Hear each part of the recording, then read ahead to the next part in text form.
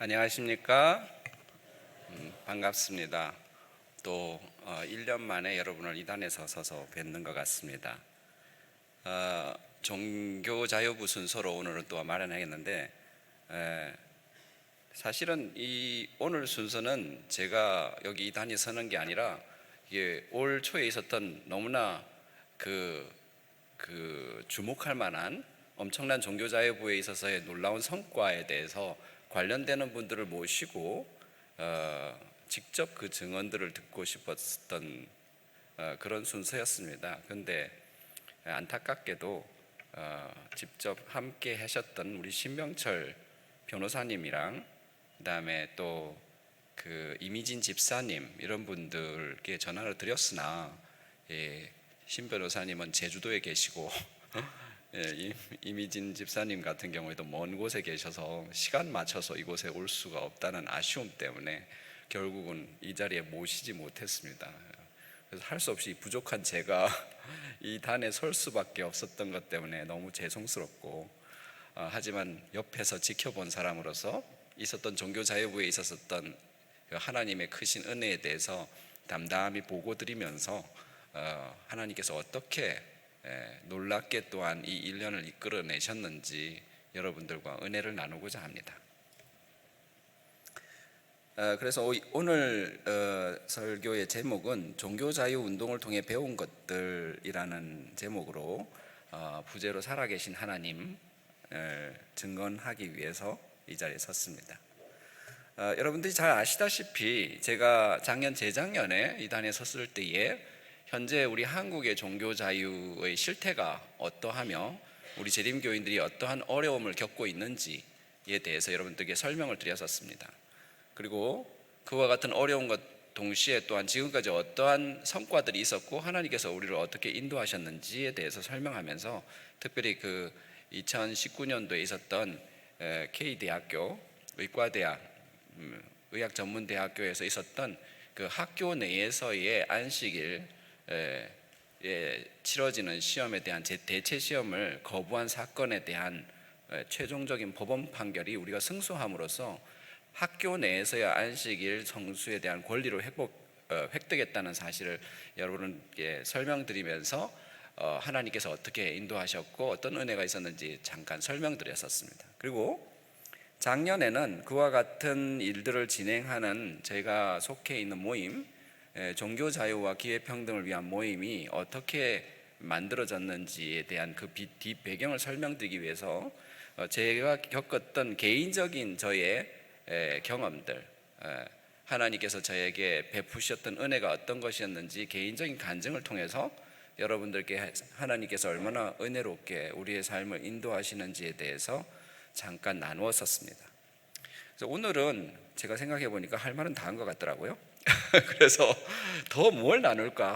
이미진 집사님이 꼭 오셔야 되는데 이런 생각을 하면서 생각해 보다가 지금까지 있었던 종기모를 하면서 종교 자유 관련된 그 일을 하면서 한 번도 그 백그라운드에 해당하는 이 스토리를 얘기를 드린 적이 없지 않습니까? 그래서 하나님께서 어떻게 차근히 그것을 인도하셨는지 잠깐 얘기 드리고자 합니다. 도표에 보시는 것처럼 2007년도에서는 그 우리나라의 그 시험들이 제도가 차츰차츰 일요일에서 토요일로 바뀌어 갔다고 말씀드렸습니다. 2010년 정도쯤 되면 우리나라의 주 5일제가 거의 정착이 되면서 이제 새로운 휴일로 정착하기 시작한 토요일을 많은 경우에 그 일요일을 대신에 시험을 치기 좋은 날로 취급을 하고 일요일은 점차 그냥 모든 사람이 휴식하는 날로 점점 치부되어 가고 있다고 말씀드렸습니다. 물론 거기에는 많은 일요일을 주일로 성수하는 일요일 교회의 사람들이 수많은 로비와 또 그와 관련된 여러 가지 입김들 이런 것들 때문에 점점 더 그게 정착화되어 가고 있다는 얘기들을 드렸습니다. 그리고 또한 2014년도쯤 되면은 전문의 시험이 그 당시에 갑자기 토요일로 변경되는 바람에 큰 일이 있었다는 사건들, 그 다음에 아까 조금 전에 말씀드린 것처럼 2019년도에는 대학 내 시험, 그 다음에 2020년도에는 그 간호조무사 시험에 관련해서 인권위가 처음으로 우리나라 최초로 간접 차별이라는 것을 이제 인정을 해줌으로써 큰 괄목할 만한 종교 자유 분야에서의 성장이 있었다고 말씀드렸습니다. 그리고 드디어 올해 2024년도에 대법원에서 정말 주목할 만한 판정이 이루어졌는데 그 부분에 대해서 나중에 설명드리겠습니다. 종교이모는 종교자유와 기회평등을 위한 모임은 2012년 정도쯤에 이제 저희 개인적인 경험으로 이제 시작한다고 보시면 되겠습니다. 2012년 어느 날 제림마을을 이렇게 보는데 게시판에 글이 하나 올라왔어요. 그래서 보니까 어떤 글이냐면은 도와주세요 하는 글이에요. 그래서 도움을 갈구하는 글인데 그 글의 내용이 뭐냐면 언어 재활사라고 하는 자격증을 따려고 하는데 그동안 일요일에 치던 언어 재활사 시험이 토요일로 바뀌었다는 거예요. 바뀌면서 이분이 이제 그 때문에 안식일을 성수하고자 하는 분이면 당연히 못 치겠죠. 그래서 토요일날 시험을 칠 수 없는데 본인이 이제 인권위 같은 데다가 그 당시에 인권위가 있었으니까 이제 호소를 한 거예요. 도와달라고. 근데 인권위에서 어떻게 대답을 했겠습니까? 그런 거는 차별이 아니다. 정말 우리나라 인권위에 상당히 유감스러운 그런 결정이죠. 그래서 그런 식으로 대답을 하면서 차별이 아니라고 취급하고 결국은 들어주지 않았어요. 그 때문에 결국 이분이 종국에는 시험을 칠 수 없게 돼버린 거죠. 그래서 언어 재활사 시험을 칠 수 없다. 열심히 공부하고도 직업을 가질 수도 혹은 적어도 기회조차 가질 수도 없다고 하소연하는 그 글을 보았어요. 근데 그 글을 보는데 너무 안타까운 거예요. 당연히 작년에도 제가 설명드린 것처럼 저도 개인적으로 관련된 비슷한 경험들이 있었기 때문에 종교자유 부분에 있어서 우리 안식일 성수함으로 인해서 우리 재림교인들이 겪고 있는 그런 괴로움을 볼 때 동병상련의 기분을 느끼지 않을 수가 없어요. 그래서 이분은 어떻게 도와줄까 생각한 거죠.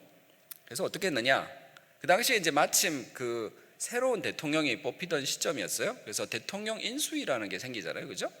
그래서 그 인수위에다가 탄원서를 올렸어요. 그 당시에 이 언어 재활사 시험뿐만 아니라 그 교육 공무원 시험, 그러니까 교사 시험도 이제 토요일로 바뀌던 시점이었어요. 그 당시에 우리 재림 교인들 중에서 몇 사람이 토요일 날로 바뀌는 바람에 시험을 칠 수 없다고 하소연하는 그런 기록들을 저희가 본 적이 있어요. 제가 이 날에 제가 모든 자료들을 이제 찾아보기 시작했죠. 얼마나 많은 시험들이 토요일 날 바뀌었을까? 근데 찾아보니까 깜짝 놀란 거예요. 나도 모르는 사이에 거의 모든 시험들이 일요일에서 토요일로 막 바뀌어가고 있는 거예요. 아니 오랜 세월 이제 제가 의과대학을 졸업하고 난 다음에 더 이상 안식일에 대한 고민은 하지 않고 있다 보니까 그런지 별 관심 없이 보고 있다가 어느새 세상이 다 바뀌어버린 거죠. 세상이 왜 이렇게 됐을까? 깜짝 놀란 거예요. 그래서 이분들을 도와줘야 되겠다. 그래서 개인적으로 탄원을 시작했습니다. 저와는 아무 관계 없는 사람이었다고 할지라도 같은 신앙을 그리고 그와 같은 문제로 같은 어려움을 겪는 분이잖아요. 근데 답이 왔죠. 그것도 한참 있다가 몇 년 뒤에. 그래서 행정안전부에서 대답이 왔습니다. 뭐라고 대답이 왔겠습니까? 안타깝지만 해주고 싶어도 그거는 이렇게 우리가 해줄 수 있는 내용이 아니다. 그런 건 어렵다. 주절주절 구구절절 여러 가지 말을 써놨지만 사실은 한마디로 말하자면 안 되겠다. 이제 그 내용이에요. 그래서 거절이 되었습니다. 당신이 말하는 다른 날에 시험을 치고 이렇게 되면은 이게 공무원 시험이라는 건 말이야. 동시에 모든 사람들이 들어와가지고 동시에 시험을 쳐야 공정한 건데 따로 시험 치고 이러면은 시험 문제가 유출되거나 하면은 말도 많고 시비도 많고 탈도 많은데 어떻게 그걸 우리가 감당하냐? 그렇게 하는 거는 물리적으로 불가능하다. 이제 말하자면 이런 내용들이에요. 근데 그 내용만 얘기한 건 아니거든요. 그렇게 정 힘들다면 따로 모아가지고는 일몰 후에라도 시험 치게 해달라는 내용도 있었는데 아무 말도 안 한 거죠. 할 말만 하고 답만 준 그런 내용들이었습니다. 제가 이제 그 대답 이후에 어떻게 했겠습니까? 내 혼자만의 힘으로는 안 되겠다. 당연하겠죠. 이거는 우리 모든 교인들이 다 합심해서 해야 되겠다. 그래서 주변에 있는 사람들한테 막 알린 거예요. 제가 아는 사람들한테 우리 함께 탄원하자.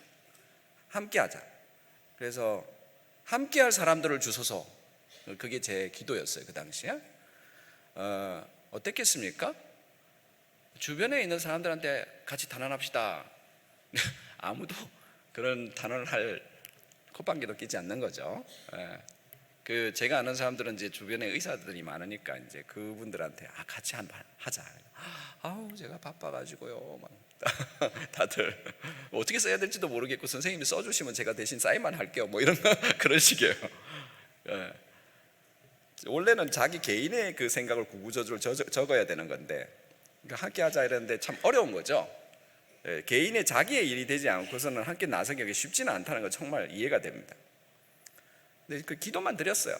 억지로 해야 되는 건 아니더라고요. 보니까 하나님께서 천하 범사의 기한이 있고 모든 목적이 이를 때가 있나니 라고 말씀하셨지 않습니까? 지금은 탄원을 하고 싶지만 아직 때가 무르익지 않았는가 보다. 그렇게 기도하고 기다리는 거죠. 하나님께서 어떻게 하셨을 거라고 생각합니까? 고통의 부르짖고 있는 우리 재림교인들의 기도를 하나님께서 가만히 듣고 그냥 콧방귀 끼고 계셨을 거라고 생각하셔요? 아니에요. 그분은 섭리의 바퀴를 돌리면서 뭔가를 하고 계셨어요. 어떤 일이 벌어졌느냐? 2014년 12월에 갑자기 신문에 12월이 아니라 9월이네요. 신문에 발표가 났는데 내년도 이제 초에 치르는 의사 전문의 자격 시험을 2015년 1월 10일 1차 시험을 치겠다 이렇게 발표가 났어요. 2015년 1월 10일이 언제냐면 토요일입니다. 옛날에는 다 월요일 날 치던 거예요. 다른 대학교에서 유한대학이라는 곳에서 쳤거든요. 근데 갑자기 바뀐 거죠. 시험이 토요일로. 깜짝 놀란 거예요. 이게 변화가 일어나니까 아니 이것조차도 또 토요일 날 시험 쳤나? 근데 그 당시에 이 시험에 연루된 재림교인 의사들이 굉장히 많았습니다. 8명이나 되는 의사들이 여기 관련되어 있었어요. 그래서 이제 난리가 난 거예요. 근데 여기 관련된 선생님들이 어떤 분이냐? 여기 나오는 사진에 3명의 주인공이 있습니다. 그 중에 누구신지는 잘 모르시겠죠? 그 중에서 심각한 표정으로 있으신 분은 관계없는 사람이에요. 방글방글 웃고 계신 분이 바로 그 시험 때문에 시험을 못 치게 되신 분들이에요. 왜 방글방글 웃고 있겠어요? 우리 주 하나님 아버지를 믿고 있으니까 편안한 거죠. 안식하고 있는 거예요. 이분들이 잠깐 소개해드리면은 이분들이 이제 의사 선생님들인데 지금 여기 이 그림에는 지금 보면은 강하라 선생님, 조현정 선생님, 최상혜 선생님 이렇게 3분이 있습니다. 이제 이분들이 의과대학 시절에 의과대학을 다닐 때에 그때에도 안식일에 시험이 있을 때면 교수님들을 찾아가서 교수님께 자신의 신앙을 밝히고 내가 제7일 안식일 예수 재림교인이므로 안식일을 성변하여 그날은 세속적인 일이나 시험 같은 걸 치지 않습니다. 따라서 대체할 수 있는 시험을 칠 수 있도록 도와주십시오. 이렇게 얘기하면서 통과해 나갔던 분이에요. 작년에 저도 이제 저의 경험을 말씀드렸는데 이게 한국에서는 원래 저 때는 주 6일제였지만 이분들은 주 5일제로 있어서도 주 5일제가 되니까 어떤 상황이 벌어졌냐면 저는 이제 그 주 6일제에 있을 때 수업이 토요일 날도 있었고 그 다음에 그 여러 가지 시험 중에 한 일부의 시험이 토요일에 있었다고 했지 않습니까? 근데 이분들은 주 5일제로 바뀌었어요. 수업이. 그래서 수업에 관해서는 큰 문제는 없었는데 아주 일부만 제외하고 다만 시험을 모조리 다 토요일 날 치는 거예요. 이분들은 이제 더 큰 문제가 생긴 거죠. 그래서 이제 더 어려운, 그래서 물론 학교마다 다릅니다. 전부 토요일 날 치는 사람들도 있고 일부 또 토요일 날 치는 학교도 있고 이렇게 다양했지만 어쨌든 어려움들을 많이 겪었던, 저보다 어쩌면 더 많은 시험들을 바꿔야 했던 그런 분들이에요. 근데 이분들이 다 교수님들을 찾아가면서 그 일일이 그것을 바꾸고 또 하나님의 은혜로 그걸 통과할 수 있었던 분들이죠. 그 중에 한 분은 조현정 선생님이신데 이분은 그 충북에 있는 어느 한 대학교에 의과대학에 계셨던 분이에요. 아주 명민한 분이시고 입학해가지고는 내가 더 좋은 의과대학을 가겠다고 막 더 열심히 공부해서 이제 더 높은 대학에 가야 되겠다 뭐 이렇게까지 열심히 하셨던 분이셔요. 안타깝게도 그렇게는 안 돼가지고 그 대학에서 계속 있으면서 졸업을 하게 됐는데, 이제 이분이 어려움을 겪으면서 하나님 말씀, 예언의 읽고 하나님 말씀에 따라서 살리라 이런 결심을 하고 난 다음에 그 결심에 따라서 살아가면서 많은 교수님들을 만나면서 그 교수님께 하소연하고 또 하나님의 은혜로 다 통과할 수 있었던 그런 경험을 가졌던 분이시죠. 하루는 이제 거의 졸업을 앞두고 이분이 이제 정형외과 교수님을 이제 만나 뵀는데, 그 교수님, 이제 보통 교수님들이 1학년부터 3학년까지 이렇게 잘 통과했으면 이제 4학년쯤 되면 다들 그래 나도 그렇게 해주마, 보통 이렇게 해서 유연하게 넘어가는데 이 교수님은 안 그런 거예요. 그래가지고 뭐 다른 사람은 어땠는지는 모르지만 나는 절대 어린 반푼도 없어 이렇게 된 거죠. 그래서 사실 정형외과는 마이너 과목이라 해가지고 우리가 그 필수 과목으로 알려지는 내과, 외과, 소아과, 산부인과 이런 큰 과목에 비해서는 배우는 양도 작고 이제 그렇게 보던 과목인데, 그렇다고 하더라도 의과대학은 한 과목이라도 놓칠 수 없거든요. 그 한 과목이라도 F를 받으면 바로 유급이니까. 그렇기 때문에 비록 작은 과목이라 해도 놓칠 수 없는 그런 안타까운 상황인데 이 교수님이 절대 안 된다는 거예요. 그냥 아무리 호소하고 이메일을 쓰고 뭐 이렇게 얘기를 해도 소용이 없는 거죠. 그래서 드디어 이제 선생님께서 그 당시 학생이었겠죠. 조현정 학생이 나는 여기까지인가 보다. 이제 하나님께서 인도하신 길이 여기까지고 더 이상 내가 아마 의과대학을 못 다니게 되는가 보다 라고 이제 마음을 추스리고 적고 교수님께 마지막 편지를 쓴 거예요. 그래서 그 편지 내용에 교수님, 저는 여기서 의학의 길을 포기하게 되더라도 안식일에 시험을 치지 않겠습니다. 언젠가 예배를 부르던 나 무엇과도 주님을 바꾸지 않으리라는 찬양이 제 삶의 간증이 되기를 간절히 기도하며 교수님의 답을 기다리겠습니다. 그렇게 신앙의 간증을 하면서 교수님께 편지를 썼다고 그래요. 어떻게 되었겠습니까? 교수님이 막 벌컥 화내가지고는 막 왜 이런 식이냐고, 고집불통이냐고 그렇게 했을 줄 알았는데 갑자기 학생을 불렀어요. 그러더니 조 선생님한테 학생, 내가 사실은 내 친척이 재림교인이다 그런 얘기를 해주는 거예요. 근데 그분이 장사를 하시는 분이신데 너무 장사가 잘 된다. 근데 토요일에 그 문을 열면 장사가 더 잘 될 텐데, 진짜 막 대박이 날 텐데 꼭 토요일만 되면 문을 닫아버린다 그러시는 거예요. 너무 안타깝다는 거죠. 왜 저렇게 해가지고 가난하게 살라고 그냥 작정을 했나, 너무 안타깝더라는 거예요. 그래서 내가 도대체 이 사람들이 어떤 사람들이길래 이 모양으로 살아가나 싶어가지고 한번 테스트를 해보고 싶더래. 그래가지고 조현정 선생님께 어디 네가 이기나 내가 이기나 한번 두고 보자 이제 이렇게 된 거죠. 그래서 이분한테 네가 그렇게 의과대학을 포기하더라도 그래도 그렇게 하나님을 믿고 안식일을 지키겠다고, 그분의 말씀대로 살겠다고 그렇게 정말 할 건가? 알아보고 싶었다는 거예요. 그래서 뭐 그렇게 압박을 했던 거죠. 근데 웬걸 편지에 뭐라고 되어 있어요?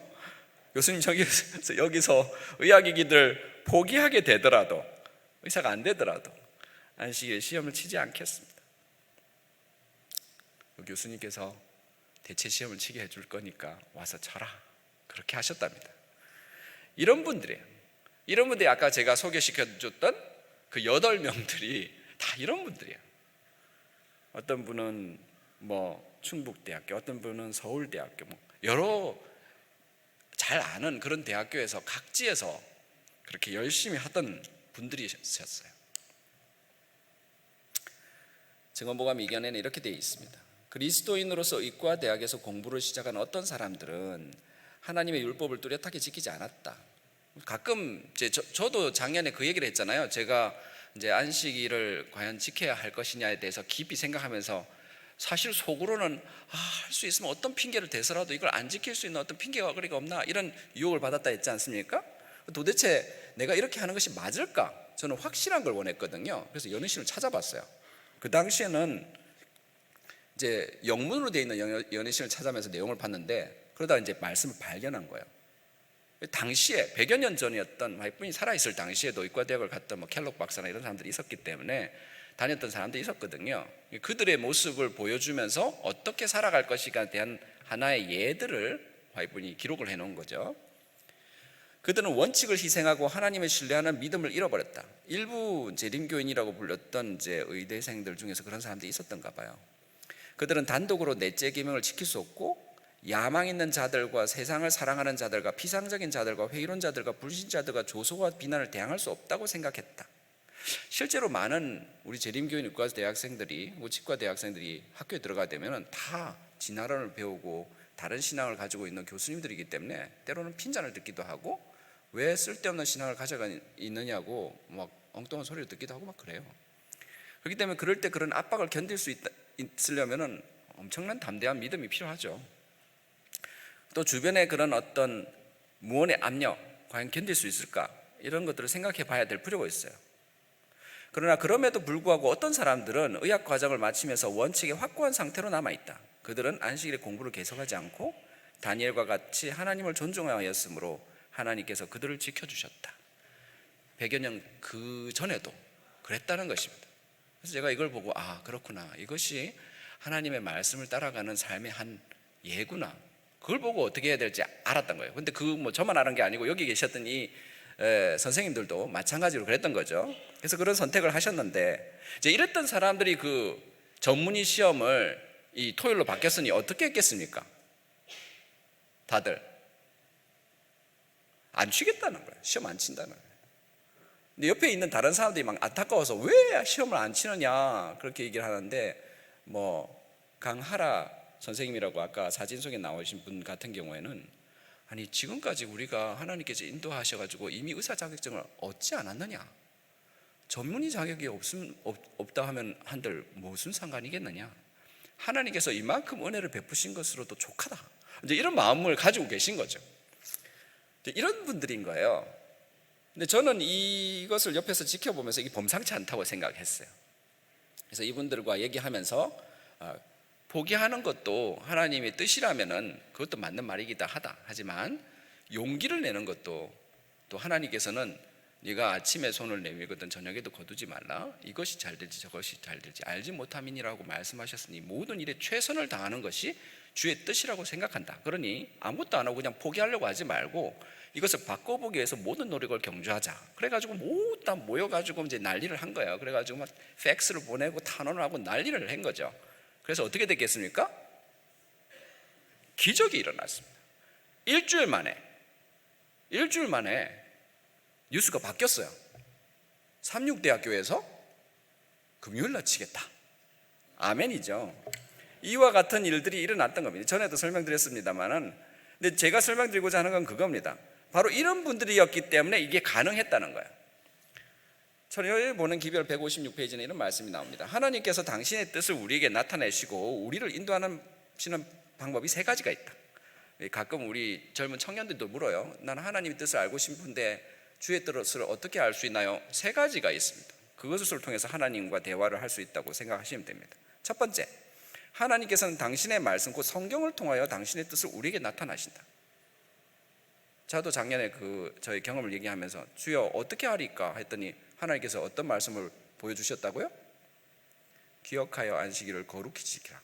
성경 말씀을 그냥 들려주시는 거죠. 성경에 하나님의 뜻이 나와 있습니다. 두 번 물을 것도 없어요. 두 번째, 하나님의 음성은 또한 당신의 섭리 가운데 나타난다. 여러분, 하나님과 함께 동행하면서 나아가게 되면 그분께서 우리를 이끄시는 길을 볼 수 있는 해안이 생깁니다.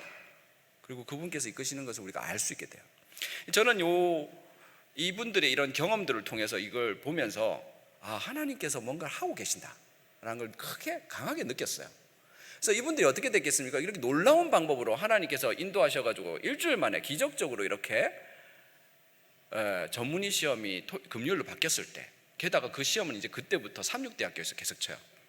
세상에 우리 재림교회가 이름도 안 알려져 있는 그런 세상에 의사들은 다 알게 됐어요. 이와 같은 상황을 보면서 이것은 이 사람들만을 위한 내용이 아니다. 2010여 년 그때부터 계속 바뀌어가고 있는 일요일에서 토요일로 바뀌어가고 있는 이 모든 재림 교인들이 겪고 있는 고충들, 이것을 함께 해결하자고 하나님께서 사인을 보내시는 것이다. 저는 그렇게 생각했던 거예요.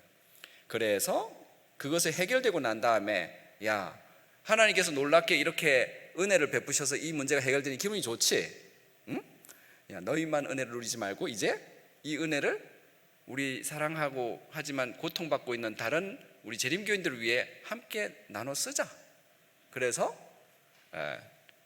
종교 자유와 기회 평등을 위한 모임을 만들었습니다. 그리고 그때 이후로 우리가 여러 가지 노력들을 했는데 2015년에는 안식일과 각종 국가 시험을 위한 포럼을 개최했어요. 그래가지고 이제 그 당시에 이런 중요성들을 알리고 어떻게 할지에 대해서 얘기하면서 이제 100명의 탄원단을 모집합니다. 이렇게 했거든요. 여러분 재림마을 뉴스 찾아보시면 나올 거예요.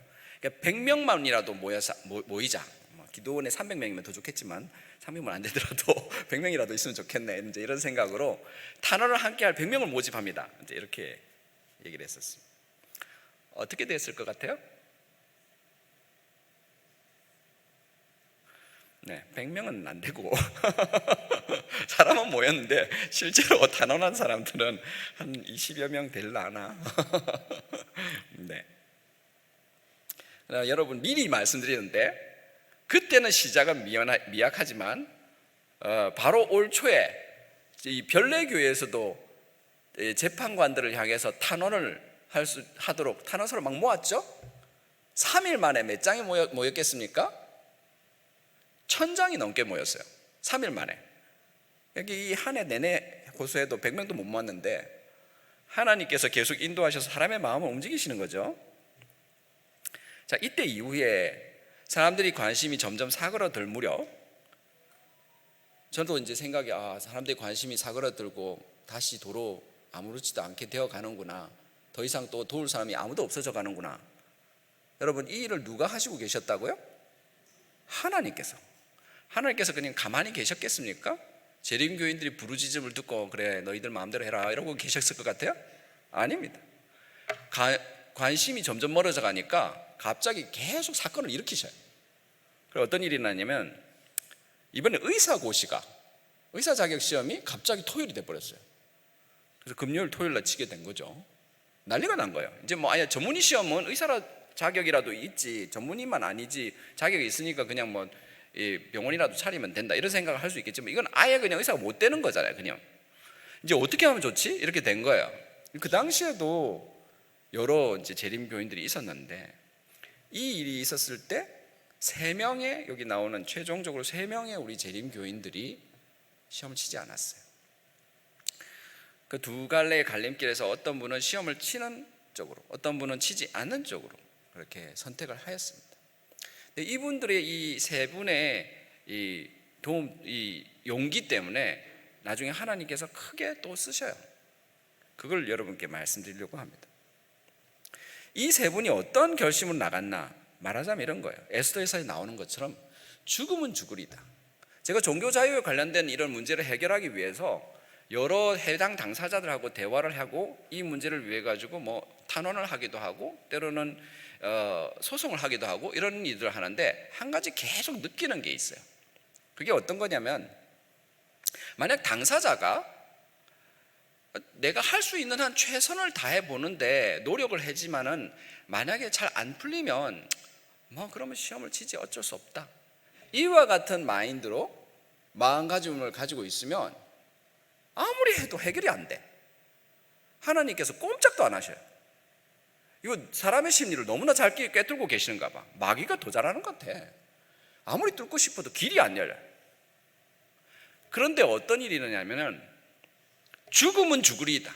내가 하나님의 뜻대로 살아가리. 내가 이 내 꿈과 뭐 직업과 희망과 내 돈을 다 포기하는 일이 있다 하더라도 또 뭐 어떤 재림교인들의 경우에는 신체의 자유를 억압당하고 감옥에 가는 일이 있더라도 내가 주의 말씀에 굳게 서리다. 이렇게 하면은 하나님께서 그 길을 열어주시는 거예요. 그뿐만 아니라 그 일을 반드시 좋은 일에 쓰시는 거예요.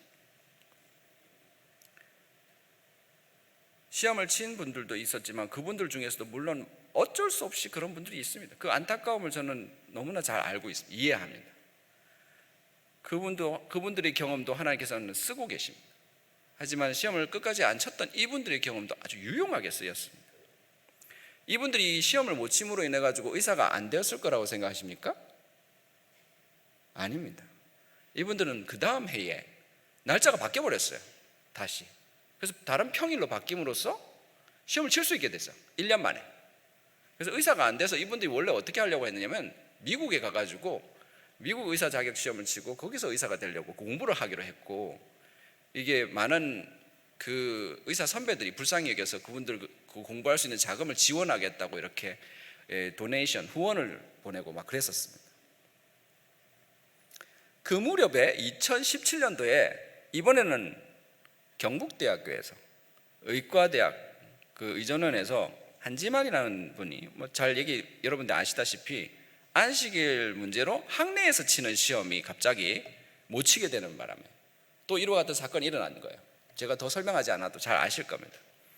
그래서 그걸 통해 가지고 우리가 소송까지 가게 됐어요. 그리고 소송의 결과 여기 나와 있는 것을 잠깐 읽어드릴게요. 헌법은 모든 국민은 양심의 자유와 종교의 자유를 가진다고 규정하고 있고, 우리나라가 가입하고 있는 자유권 규약 제18조도 양심 및 종교의 자유를 보장하고 있다. 이러한 양심 내지 종교의 자유는 다른 기본권보다 고도로 보장되어야 할 성질의 것이다. 따라서 헌법 제37조 제2항의 기본권 제한 사유에 해당하지 않는 한 관계 법령이나 비대학교의 학칙 등도 최대한 종교 활동의 자유를 보장하는 방향으로 해석해야 된다. 최대한 종교 자유 활동을 보장하는 방향으로, 그러니까 종교의 자유와 양심의 자유를 최대한 지킬 수 있는 방향으로 이 학칙들을 해석하고 도와줘야 된다. 이런 원칙을 세워준 거예요. 이게 굉장히 중요하고 의미 있는 일이죠. 이 일 때문에 그 이후로 대학 시험, 재학원 시험에 수많은 우리 재림교인들이 도움을 받았습니다. 근데 제가 오늘 얘기하고자 하는 포인트는 이거예요. 자, 이 한지만 사건이라고 부르는 이 의학 전문 대학원에서의 이 거부 사건을 해결하는데, 하나님께서 섭리로 인도하셨고 은혜로 베푸셨습니다 이러면 아멘 하고 끝났는데 뭐 어떻게 된 건지 아무도 모르잖아요. 뒷배경 하나도 모르니까. 그때 그 재판에 고등법원에서 처음에 1심에서는 저희가 졌어요. 근데 2심에 가서 고등법원에서 이기게 됐는데, 그 고등법원에서 그냥 이긴 게 아니라 아까 보여드렸던 그 많은 의사 선생님들 있잖아요. 그분들의 사례가 다 증거 자료로 이제 쓰인 거예요. 우리 경험들이 증거 자료로, 탄원의 자료로 쓰이지 않았다면 이게 사실관계를 확인하거나 그걸 뒷받침할 만한 어떤 증거가 없으니까 그렇게 또 쉽게 허가해 주기가 굉장히 어려웠던 거죠. 근데 그런 증거 자료로 쓰였던 거죠. 그분들이 학교에서 그런 어려움을 겪었던 것도, 우리 특별히 아까 제가 설계했던 그 조현정 선생님, 그분은 맨 처음에 자기가 그 학교 들어갔다가 나중에 다른 학교 가겠다고 막 열심히 또 한번 공부했다가 안 돼가지고 관뒀다고 그랬잖아요. 그죠? 안 됐어. 실패했어. 안 된 거예요. 그런데 그렇기 때문에 다녔던 그 학교에서 안식일 문제를 해결하기 위해서 애를 썼고 인권위에조차도 진정을 했던 사건이 있었는데, 그 일 때문에 공식 기록이 남게 됐어요. 인권위에 진정했던 그 공식 기록을 학교에서 받아들였기 때문에 그걸 파일해가지고 남겨둔 그걸 성명 자료로 재판부에서 너희들이 학교 다닐 때에 안식일 문제로 그런 일을 겪었고 어려움을 겪었는데 학교에서 허가했다는 그런 사례가 있다면 그 자료를 달라 이렇게 했는데, 너무 오래됐으니까 그 자료들이 없는 거야. 이메일 같은 거 조금 남아있지 학교에서 직접적으로 그걸 허가했던 자료가 없는 거죠. 근데 이분의 자료가 그게 남은 거예요. 만약에 이 학생이 그 당시에 성공을 해가지고 S대로 갑자기 갔었더라면 이런 일이 안 벌어졌을 수도 있겠죠. 2015년에 의사 전문의 시험이 위기가 없었더라면 종기모는 탄생을 안 했을 수도 있겠죠. 2017년 아까 그 3명의 의사들이 시험을 못 쳤다 했지 않습니까? 그 때문에 어떻게 됐냐면 아까 선배들이 후원을 했다고 했잖아요. 그래서 후원금이 모였는데 한 해가 바뀌면서 어떻게 됐어요? 시험 쳤다고 그랬죠. 그래서 후원금이 남게 됐어. 이게 한지만 학생이 이제 그 소송까지 가게 됐는데, 이제 저희가 이제 호소를 했어요. 우리 그 재림교회에서 이런 문제들은 이제 소송하고 하면은 좀 도와줘야 되지 않느냐 이렇게 말했는데, 처음에는 곤란하다. 이제 지금 생각해 보면 좀 왜 그랬을까 이런 생각이 들지만 안 도와준대. 그래서 아니 왜 안 도와주냐고, 이거 같은 굉장히 중요한 일인데 왜 그러시냐고 이렇게 했는데, 이게 이제 말이 많을 수 있다. 이 개인이 재판하는 사건인데 그 교단이 나서 가지고 이게 비용을 도와주거나 이렇게 하면은 나중에 나도 도와줘 이런 일이 생기지 않겠느냐, 뭐 이게 맞는 말이기도 해요. 근데 이거는 그냥 보통 일이 아니라 이 사건 하나로 겪는 어떤 결론 자체가 모든 교인들에게 적용될 수 있는 굉장히 중요한 모범 사례가 될 수 있는 케이스인데, 이런 케이스 자체를 잡기도 힘든데, 이런 경우에 교인들 운명 자체가 다 걸려 있으니 함께 여기에 애를 써야 되지 않겠느냐 이렇게 호소를 했지만, 이제 곤란하다고 하셨기 때문에 어떻게 해야 되겠습니까? 종기모에서 개인적으로 그래서 지불을 한 거예요, 1심 재판할 때. 근데 그때 돈이 어디에 있는 돈이 쓰였다고요? 방금 그 3명의 그 의사 선생님들을 후원하기 위해서 모았던 그 돈이 거기에 들어간 거예요. 그분들이 의사 전문의 시험에서 실패하지 않았더라면 그 돈을 모으지 못했겠죠. 여러분, 하나님의 섭리는 오묘합니다. 그분께서는 어떻게 인도하시는지 우리는 아무도 모릅니다. 이건 아까 제가 설명드렸던 내용이고요. 그래서 제가 오늘 설명드리고 싶은 건 그런 겁니다. 예수님께서 하루는 나사로로부터 소식을 들었어요. 주여, 주의 사랑하시는 자가 병이 들었나이다. 그랬더니 예수님께서 이 병은 죽을 병이 아니라 그렇게 말씀하셨어요. 그래서 그 소식을 듣고 막달라 마리아랑 마르다는 우리 오라버니가 죽지 않겠구나 그렇게 생각했어요. 괜찮겠지. 근데 웬걸 어떻게 됐습니까? 돌아가셨어. 아니 예수님도 틀리네. 죽는데 이게 어떻게 된 거야? 하나님도 틀리실 때가 있어. 그래서 예수님께서 무려 나사로가 장사 지는 지 나흘이나 지나가지고 도착을 하셨어요. 그랬더니 어떻게 됐겠습니까? 막달라 마리아랑 마르다가 울고불고 난리가 났죠. 어떻게 이럴 수가 있을까? 아니 예수님이 틀리시다니. 여러분도 살아가다가 보면 어떻게 하나님이 틀리실 수가 있지? 그런 생각이 들 때가 있습니까? 아니 어떻게 약속하시고 늘 하나님의 말씀대로 될 거라고 늘 말씀하셨던 우리 하나님께서 내 기도를 이렇게 응답 안 해주시지? 그분께서는 왜 나의 말씀에는 살아계신 하나님이 아닌 것처럼 행동하시지? 이런 생각이 드실 때가 있습니까? 예수님이 그렇게 하셨던 거예요. 근데 예수님께서는 그때 가서 그 나사로, 죽어가는 나사로를 살린 게 아니라 죽어버린 나사로를 살리신 겁니다.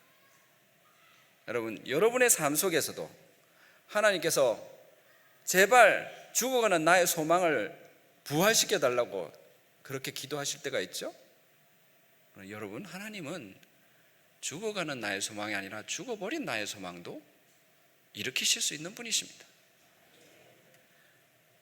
여러분, 기도라는 책 연애신에 우리는 때때로 구하라 그러면 너에게 주실 것이요, 찾으라 그러면 찾을 것이요, 문을 두드리라 그러면 너에게 열릴 것이니 라는 약속을 구했을 때 응답이 즉시 오지 않으면 성취되지 않았다고 생각할 유혹을 받는다.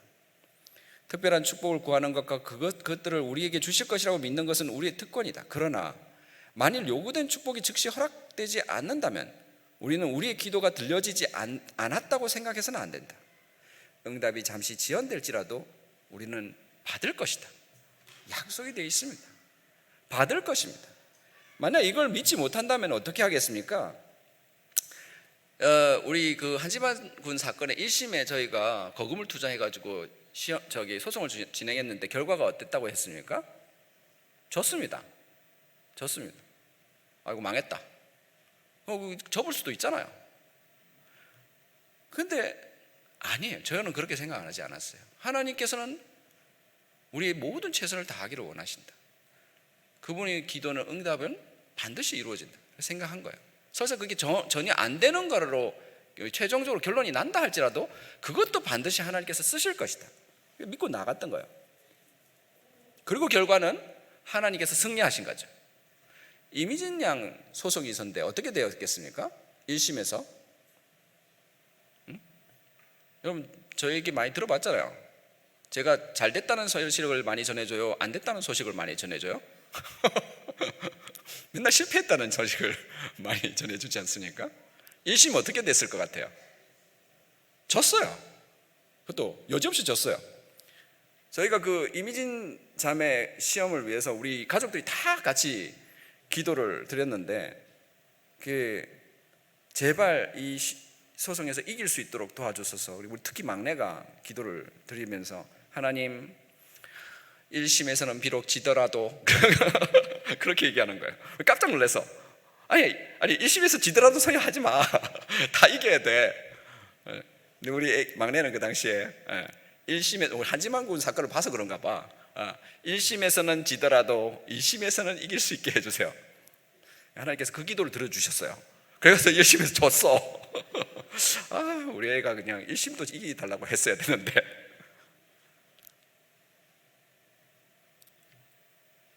자, 우리의 기도에 대한 응답은 우리가 소망하는 만큼 빨리 오진 않을지라도, 우리가 요구한 대로 응답되지 않을지라도, 만일 우리가 믿음을 잃지 않고 낙담만 하지 않는다면 그분의 자녀들의 최고로 좋은 것이 무엇인지 아시는 분께서 우리가 구한 것보다 더 좋은 것을 주실 것이다. 우리는 모두 우리의 기도가 즉시, 그리고 우리의 소원대로 응답되기를 바라며, 혹시 응답이 늦어지거나 우리가 바라지 않는 형태로 응답이 되면 용기가 꺾이는 시험을 받는다. 여러분도 그러지 않나요?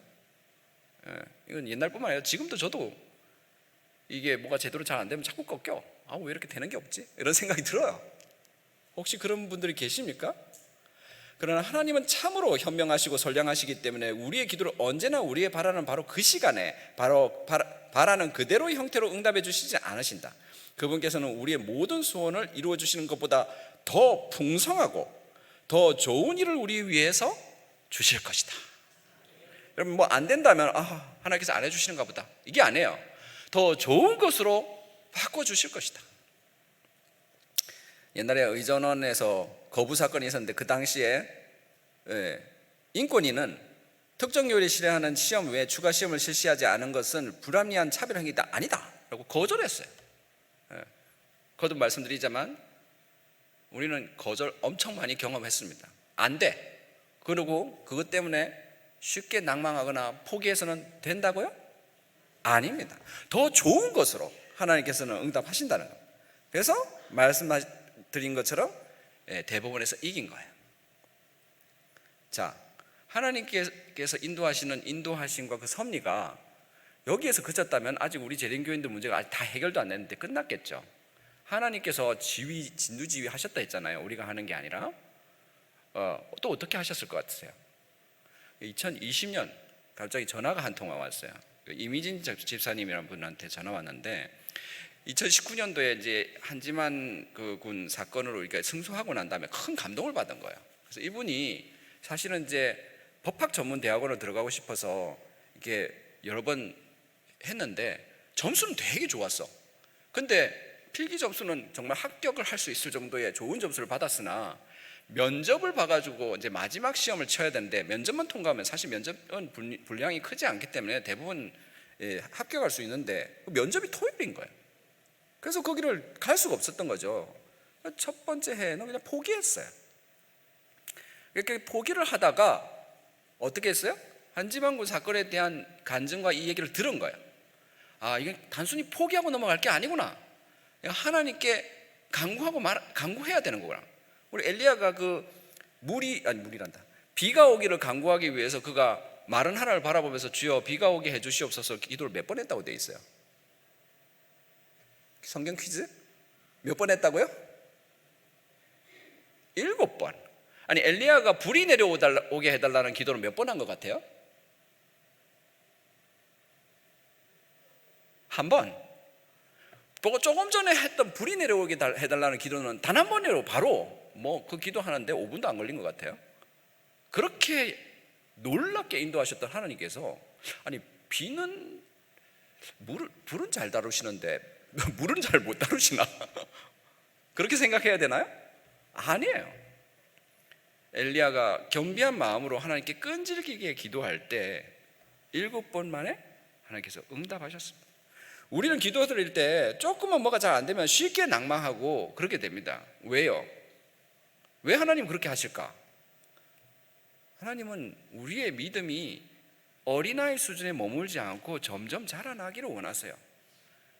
해를 거듭할수록 마귀는 점점 더 많은 시험으로 우리를 괴롭히려고 할 건데, 야 네가 테스트를 요 정도만 해가 되면 안 된다. 야 덧셈 뺄셈만 배우면 뭐하니? 곱셈 나눗셈도 배워야지. 무슨 말인지 아시겠어요? 에? 자라나야 되는 거예요. 이민진 지사님이 그래서 그 일을 듣고는 자기도 용기를 내서 도전해 봐야 되겠다. 안 되면 나중에 소송이라도 걸어야 되겠다. 이렇게 생각을 하시고 용기를 내셨어요. 그래서 그 용기의 결과 우리는 올해 대법원의 승소로 정말 놀라운 종교 자유의 역사의 또 하나의 쾌거를 이루게 되었습니다. 그 의미에 대해서 좀 설명을 드릴게요.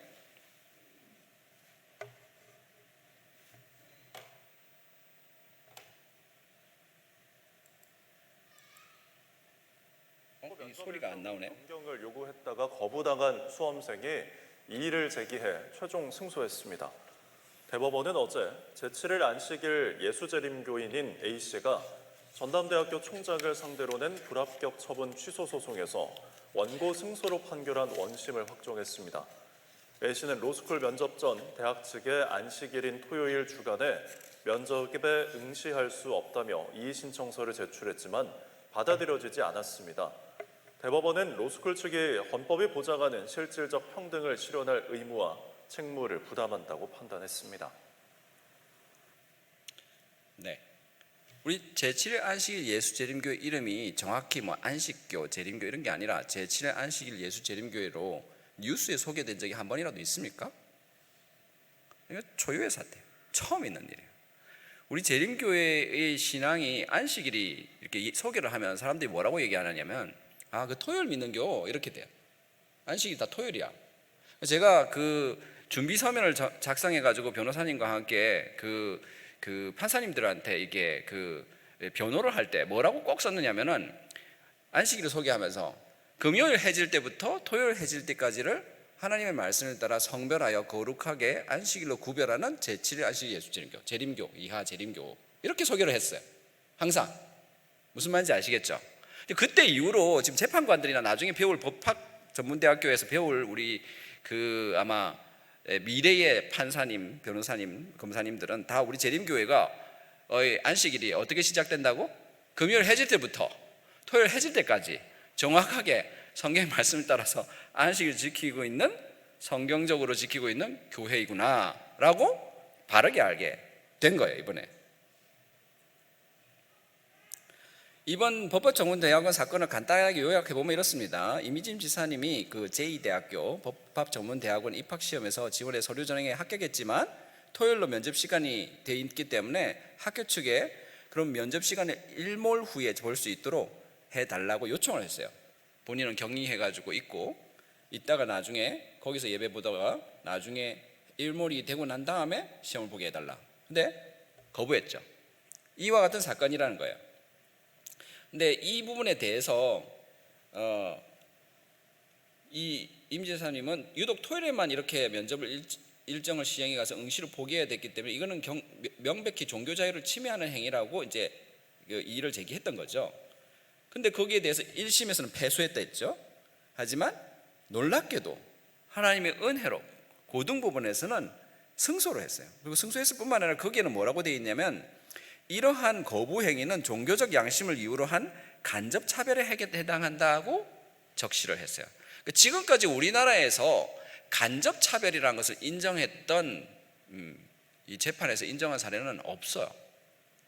헌법재판소에서 비슷하게 한번 인정한 적은 있어도 이렇게 직접적으로 인정한 적은 없습니다. 처음 있는 일이에요.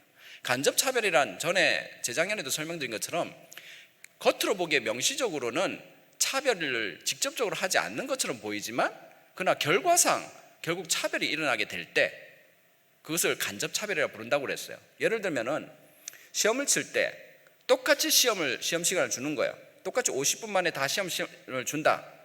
어떤 사람도 눈이 잘 보이지 않아서 점자로 읽어야 되는 사람도 필기구를 가지고 이 보통 눈으로 잘 시험을 치는 정상인도 다 똑같이 공평하게 50분 준다. 그게 공정한 거니까. 이렇게 얘기하면 이게 차별입니까? 아닙니까? 공정한 거예요? 점장 있는데 시간 한참 걸리잖아요. 그렇죠? 근데 그걸 똑같이 50분 준대. 그리고 매우 공평하다고 얘기해. 이걸 간접차별이라고 하는 거예요. 그래서 실제로 맹인인 분들은 시험 시간을 1.5배로 줍니다. 이렇게 읽을 시간이 필요하기 때문에. 이것이 결과상으로는 그런 시각장애인들에게는 불리한 조건이 되게 되는 것, 이것을 간접차별 그러죠. 재림교인도 마찬가지예요. 이게 너희들은 시험 치지 마, 자격 안 주겠어, 이렇게 공시를 안 해놨잖아요. 하지만 토요일에만 시험을 쳐. 그래서 결과적으로는 안식일을 성별하는 재림교인들은 시험을 못 쳐. 이게 간접차별인 거예요. 그게 인정을 받은 거예요. 재림교인들이 간접차별이 공인된 거죠. 자, 그리고 대법원에 가서도 그 부분에 대해서 우리가 인정을 받은 거예요. 자, 이와 같은 승리의 원동력이 되는 것을 잠깐 살펴볼게요. 짧게. 첫 번째는 하나님께서 섭리하신 거예요. 바람의 길이 어떠한가, 아이 벤 자의 태에서 뼈가 어떻게 자라는 것을 네가 알지 못한 같이 만사를 성취하시는 하나님의 일을 네가 알지 못하느니라.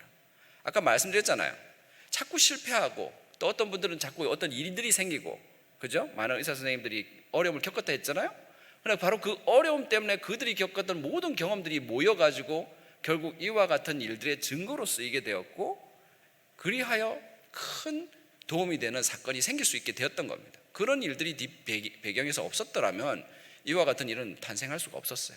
그러니까 하나님께서는 우리가 겪는 어려움과 실패조차도 또 더 큰 일을 위해서 사용하고 계셨던 거죠. 또 뿐만 아니라 믿음의 용사들인 바로 아까 그 주인공들, 비록 이길 것 같은 증거가 보이지도 않고 하나님께서 도와주실 것 같은 그런 것들이 보이지 않더라도 믿음으로 굳게 설 용기를 내었기 때문에, 또 혹은 때로는 이런 분들이 이렇게 나가면 옆에서 막 왜 이렇게 그 야단스럽냐, 좀 조용히 그냥 할 수 없느냐, 뭐 이런 식의 어떤 이 시선을 보내시는 분들도 가끔 있는가 봐요. 그러다 보니까 이분들이 되게 위축이 돼 있어요. 그러니까 안 그래도 나도 엄청 부족한 사람이고 신앙이라고 해서 뭐 내가 내세울 것도 없는 분인데 괜히 안식일을 지키겠다 하는 이것 때문에 뭐 내가 대단한 사람인 것처럼 보이는 거, 너무 부담스럽다, 계속 내가 이렇게 해야 되나, 이런 분들이더라고요. 보니까 얼마나 마음이 겸손합니까? 근데 이게 안식일을 지키고자 하는, 하나님의 말씀을 지키고자 하는, 그분의 말씀을 따라 살아고자 하는 마음을 가진 모든 우리 재림교인들이 다 이런 마음을 가지는 것들이더라는 겁니다. 이런 분들이 그와 같은 것에 굴복해서 혹은 그게 두려워서 난 안 할래, 포기할래, 이게 아니라 이 소송에까지 나아간 거는 엄청난 용기를 낸 거죠.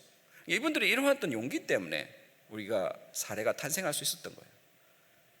그리고 무엇보다도 재림교인들의 관심과 기도, 여러분들이 기도하셨기 때문에, 함께 도와줬기 때문에 이게 일어날 수 있었습니다. 성경은 너희가 짐을 서로 지라고 합니다. 제가 아까 잠깐 1심에서 그 우리 교단에서 재정을 지원하지 않았다는 얘기를 한 바람에 교단이 관심도 없는가 봐, 이렇게 또 오해하실까 봐 그런 거 아닙니다.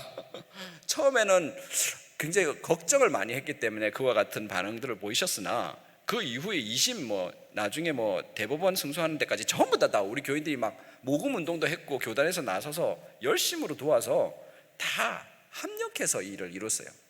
제가 이 얘기를 하면서 우리가 이 관심과 기도, 협력이 필요하다는 얘기를 하는 이유가, 이 종교 자유에 관한 일을 하다 보면 하나님께서 제 마음속에 계속 말씀하신 거예요. 뭐라고? 이걸 널리 알려라, 많은 사람이 함께 기도하게 하라, 많은 사람들이 이 문제를 알 수 있도록 해라, 이렇게 말씀하신 걸 제가 느껴요. 왜? 그렇게 해야 이 문제의 중요성을 알고 또 하나님께서 인도하시는 그 은혜에 대해서 함께 기뻐할 수 있으니까 라고 하나님께서 말씀하시는 걸 느끼게 됩니다.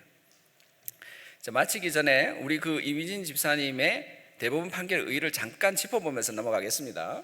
그래서 저희가 승소를 했는데요, 그 어떤 내용이 그 판결문에 나오냐면, 입시 과정에서 재림 신자들이 종교적 신념을 이유로 결과적으로 불이익을 받게 되는 경우 이를 해소하기 위한 조치가, 그러니까 면접 시험을 일몰 후에 치는 거죠. 그런 것들이 공익이나 제3자의 이익을 다소 제한한다고 하더라도, 한마디로 학교가 좀 손해를 본다는 거죠. 우리 그 공정하게 쳐야 되는데 우리 시비 붙으면 어떠지, 이런 걱정이 있게 만들어 준다든가 이런 일이 있다 하더라도 헌법이 보장하는 실질적 평등을 실현할 의무와 책임을 부담하는 국립대학교는 재림교 신자들의 신청에 따라 그들이 받는 불이익을 해소하기 위한 적극적인 조치를 취할 의무가 있다, 이게 굉장히 놀라운 거예요. 지금까지는 우리가 이런 도움을 받는 것이 너희들이 권리고 그걸 베풀어야 되는 사람들한테는 그건 의무다, 이런 얘기를 한 적은 한 번도 없었어요. 근데 이제는 그것이 의무라는 거예요. 재림교인들을 구제해 줘야 되는 거예요. 너희들이 의무야. 엄청난 판결이죠. 대법원에서 이걸 판결했다는 겁니다. 그리하여 이 판결로 인해 가지고 우리 사회의 소수자인 재림 신자들이 종교적 신념으로 인해 부당하게 차별받는 결과가 발생하지 않도록 행정청의 헌법상 의무를 범위를 명확히 했다는 점이 굉장히 큰 의의가 있다는 거죠. 자, 이것 때문에 사실 우리 대학원 시험은 석박사 과정 밟기가 굉장히 어려웠거든요. 근데 이것 때문에 이제 석박사 과정을 받는 분이 계셨어요. 불과 작년이나 이럴 때도 그 음악대학원에 진학하고자 하셨던 분이 계셨는데, 그분도 바로 이런 판결들 때문에 요청을 해가지고 일몰 후에 시험을 볼 수 있게 돼가지고 석박사 과정을 밟을 수 있게 그렇게 들어가신 분들이 계셔요. 그뿐만 아니라 대학 시험에도 60-70%나 이르는 대학들이 면접을 토요일날 보거든요. 우리 학생들 어떻게 해? 자기가 원하는 대학도 못 가, 안식일 지키려고 하다가 보면.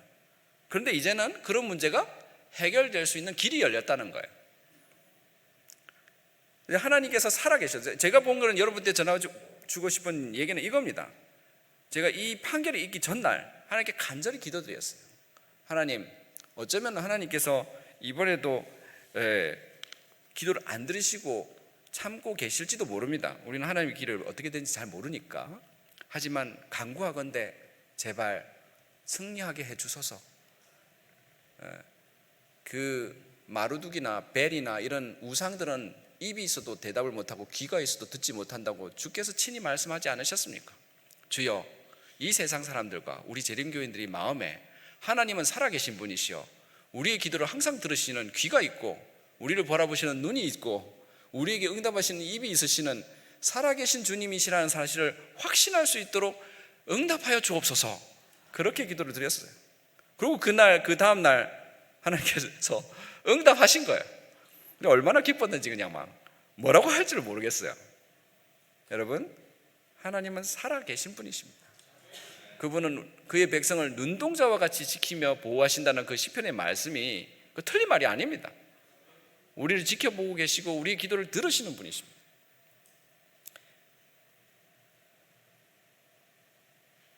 따라서 이 모든 종교 자유에 관련된 일들을 겪으면서 여러분들에게 이제 마지막으로 정리하고 싶습니다.